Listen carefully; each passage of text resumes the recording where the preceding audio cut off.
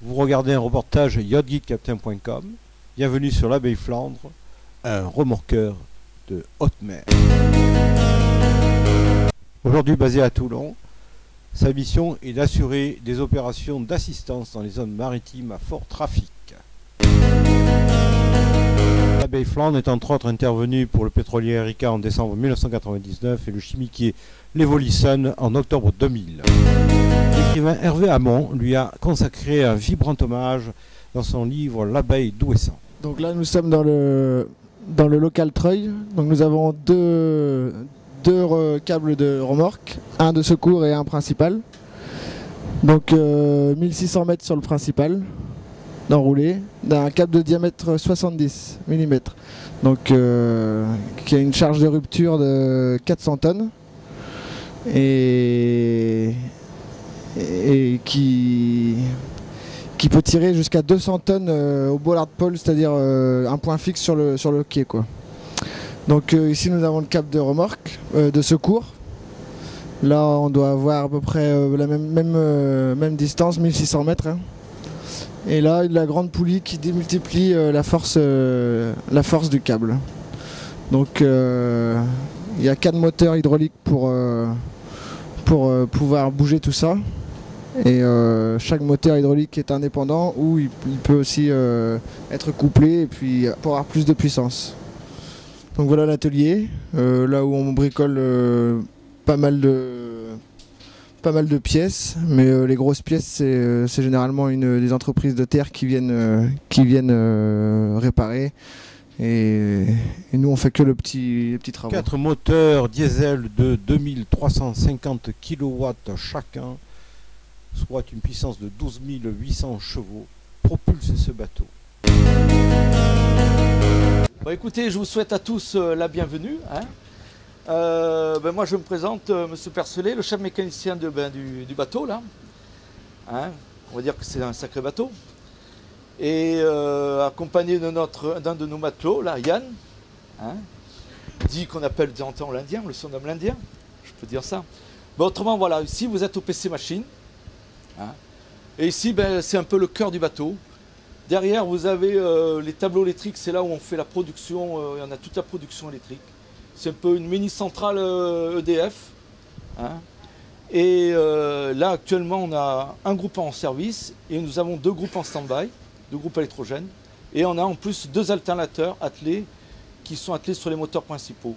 Ils ont une double fonction qui peuvent alimenter soit les propulseurs d'étrave, parce qu'on a 2 propulseurs d'étrave sur l'avant, soit on alimente, on fait la production électrique du bord. Et autrement, sur le pupitre, vous avez les voyants rouges. Voilà, c'est au milieu, là. Là, un peu sur le milieu où il y a les manettes. Là, tu peux le montrer, là? Non, là-bas. Non, ça, ce sont les pupitres, c'est la centrale d'alarme. Et là, les petits voyants. Mais là, au milieu, là où on vous montre, ce sont là où on commande les 4 moteurs de propulsion. On a 2 moteurs par Lindar. Les 4 moteurs, ils développent en tout une puissance de 12 800 chevaux. Hein. On peut tourner soit sur 2 moteurs, soit sur 4. On peut se permettre même 3. Hein. On pourrait même faire un moteur, mais enfin bon, on navigue très souvent sur 2. Pour nous, c'est une grande souplesse parce que si on a un pépin, on a toujours minimum 2 moteurs. Voilà. Et ici, on a tout qui est en double. C'est pour ça que je vous disais, on a 3 groupes électrogènes, 2 alternateurs, on double tout. Et là, le petit pupitre que vous avez devant, là, à côté, là, c'est la centrale d'alarme. Parce que le bateau est entièrement automatisé. Personne ne fait le quart à la machine. Nous sommes 4 personnes. Un chef, un second, et un maître machine et un maître électricien. Et donc, en journée, on fait la conduite et l'entretien du bateau. Hein.